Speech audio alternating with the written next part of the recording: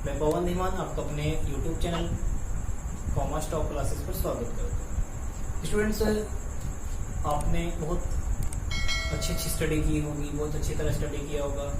आप किसी इंस्टीट्यूट पे भी गए होंगे, आपने YouTube चैनल्स को भी सर्च किया होगा कि हमें कोई बेस्ट चैनल मिले। आई होप कि आपके लिए ये बेस्ट चैनल है। मैं ऐसा इसलिए बोल रहा हूँ क्योंकि अभी आप 5 मिनट के बाद ही अपने आप ही ऐसा कुछ बोलेंगे कि हाँ सर ने कुछ अच्छा पढ़ाया। तो स्टूडेंट, हम विदाउट टाइम वेस्ट किए अपना एक टॉपिक स्टार्ट करते हैं। टॉपिक है हमारा जनरल एंट्री। हम क्लास 11 में अकाउंटेंसी का एक टॉपिक कर रहे हैं जिसमें आज हम जनरल एंट्री बनाना सीखेंगे। जनरल एंट्री नॉर्मली सबको नहीं आती, उसमें कुछ ना कुछ डाउट रह जाते हैं स्टूडेंट से। तो आज के बाद आपका कोई भी डाउट नहीं रहेगा। क्लियर है? तो स्टूडेंट्स, आपको सिर्फ और सिर्फ मुझे 5 मिनट देना है। अपना 5 मिनट यहाँ लगाइए और जनरल एंट्री सीख के जाइए। क्लियर है? ओके स्टूडेंट्स, स्टार्ट करते हैं। टॉपिक है जनरल एंट्री। जनरल एंट्री में हम रूल को देखते हैं। फर्स्ट स्टूडेंट, हमारे 3 अकाउंट होते हैं। फर्स्ट है पर्सनल अकाउंट, सेकंड है आपका रियल अकाउंट एंड थर्ड है आपका nominal account. Student, personal account के अपने 2 रूल हैं। क्लियर है?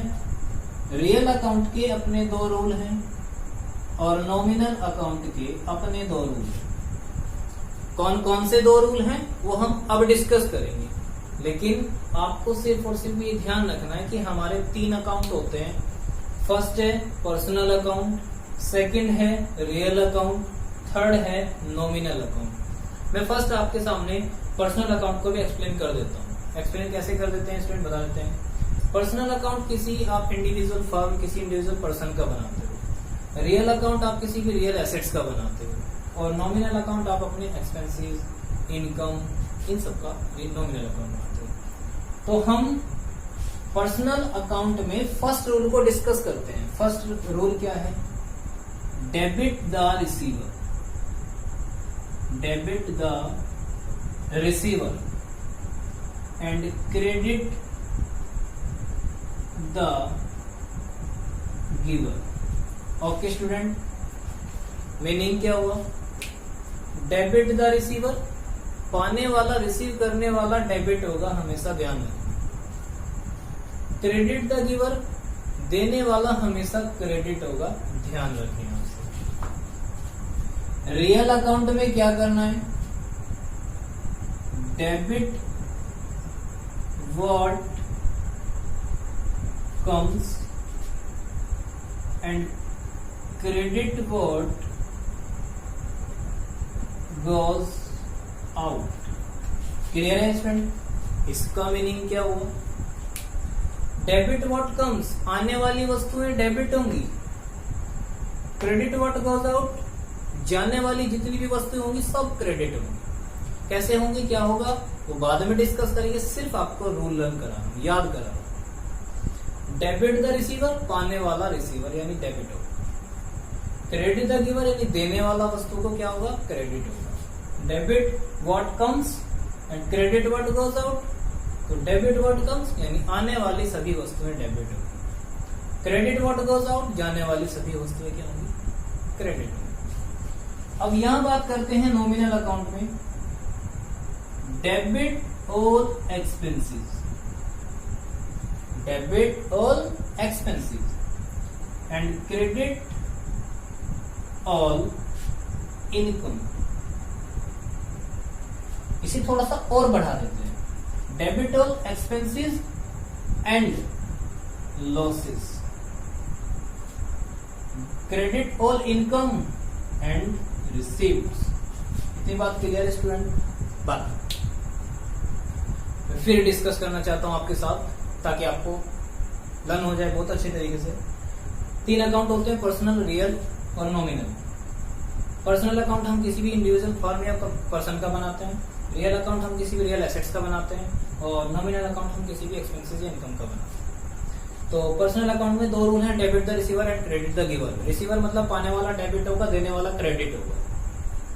डेबिट व्हाट कम्स, आने वाली जितनी भी वस्तुएं डेबिट, जाने वाली जितनी वस्तुएं क्रेडिट। ऑल डेबिट यानी एक्सपेंस जितने भी होंगे सब डेबिट, जितने भी लॉस होंगे सब डेबिट। और जितने भी क्रेडिट या इनकम होंगी, जितने भी रिसीप्ट होंगे, सब है क्रेडिट। इतनी बात क्लियर है?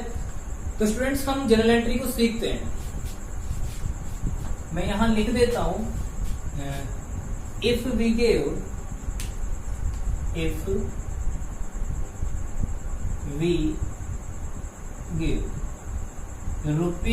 ₹20,000 to गोपाल। क्लियर है स्टूडेंट? मैंने क्या लिखा?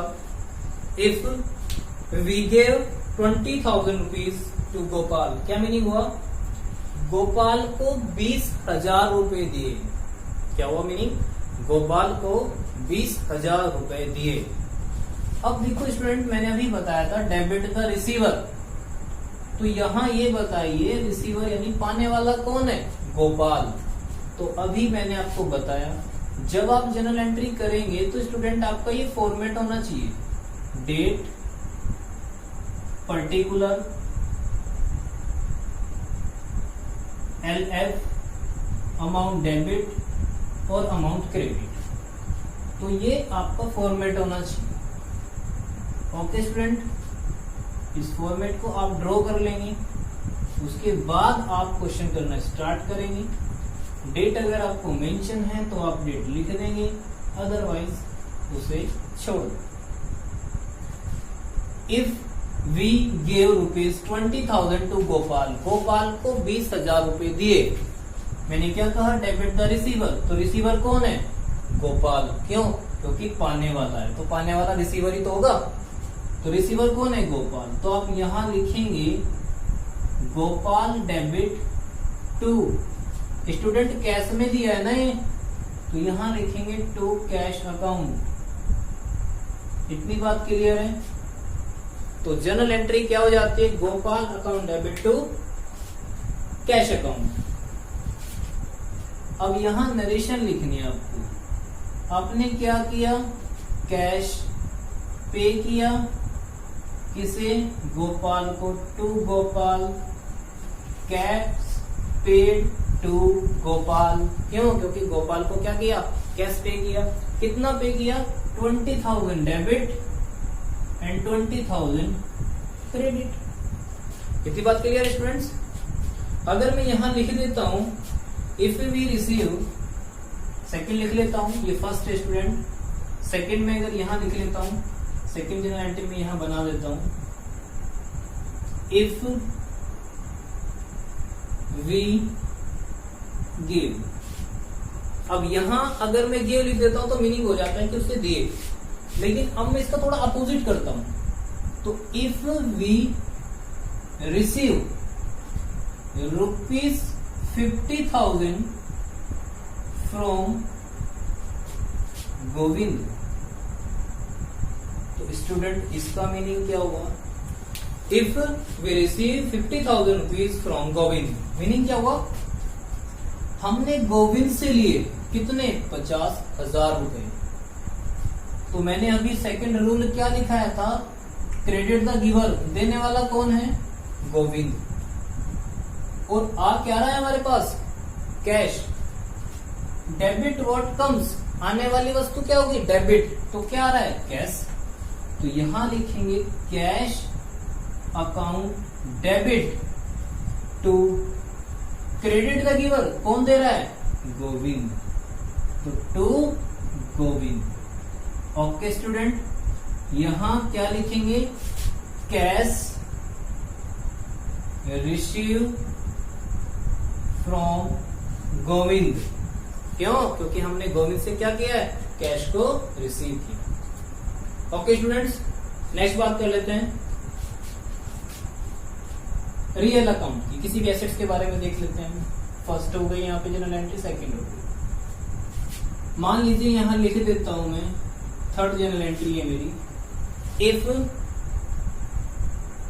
Machine is boat, if machine is bought, amount कोई भी लिख लो जो भी आपको लगे, फॉर 50,000। क्लियर है? देखो स्टूडेंट ध्यान से सुनना, आप मशीन को लेके आ गए तो आने वाली वस्तु क्या होगी? डेबिट। क्यों? क्योंकि डेबिट व्हाट कम्स, आने वाली वस्तु डेबिट होगी। जब आप मशीन को लेके आओगे तो आपके पास क्या आएगा? मशीन।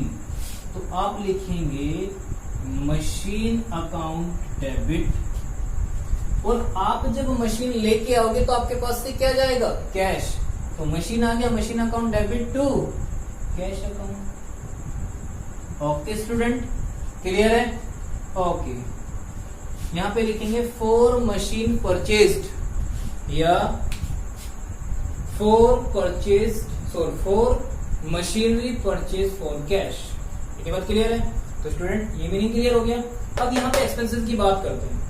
एक्सपेंसेस की बात क्या है, मैं यहां पे लिख देता हूं, if 20,000 are paid, if 20,000 rupees are paid for sale, if 20,000 rupees are paid for salary। Clear है? इसका मीनिंग स्टूडेंट सिंपल ये हो जाता है कि आपने सैलरी के 20,000 रुपए पे किए। क्लियर है? तो मैंने कहा था अभी आपको, नॉमिनल अकाउंट में हम ऑल एक्सपेंसेस को डेबिट करेंगे, लॉस को डेबिट करेंगे, क्रेडिट इन इनकम को क्रेडिट करेंगे और रिसीव को क्रेडिट करेंगे। तो यहाँ मीनिंग ये है कि आपने सैलरी के पे किए। जरा एक्सपेंसेस बताना कौन सा है? सैलरी का। तो ऑल एक्सपेंसेस क्या होते हैं? डेबिट।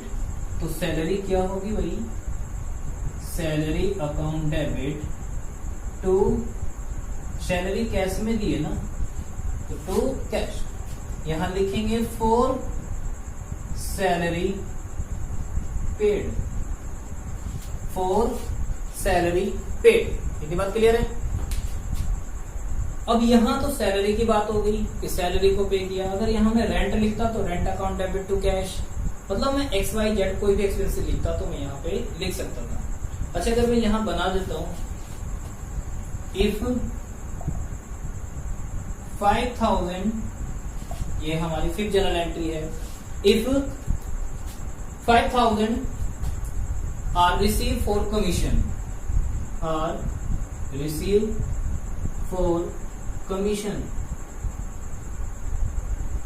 तो स्टूडेंट इसका मीनिंग ये है कि हमें कमीशन रिसीव हुआ। क्लियर है?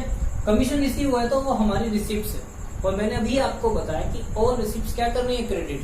तो कमीशन में हमें कैश मिला होगा ना, कैश मिला, डेबिट व्हाट कम्स, यानी आने वाली वस्तु डेबिट, यानी कैश आया, कैश अकाउंट डेबिट टू क्या रिसीव हुआ? कमीशन। तो रिसिप्ट क्रेडिट होगी ना, तो to commission. Okay students, amount आप लिख सकते हैं जो भी क्वेश्चन में गिवन हो, 50,000 50,000। यहां तो सिर्फ आपको एक हिंट दिया गया कि हाँ आपको इस तरह करना है। 50,000 50,000 सैलरी हमने पे की थी 20,000 की, तो 20,000 20,000। कमीशन यहाँ हमें रिसीव हुआ है 5,000 एंड 5,000। इतनी बात क्लियर है? यहाँ पे लिख देंगे फॉर कमीशन रिसीव। क्या लिखेंगे? For commission receive. तो इतनी बात समझ में आई? स्टूडेंट जितनी भी जनरल एंट्री होती है नॉर्मली वो इन्हीं 6 पॉइंट पर बेस्ड है।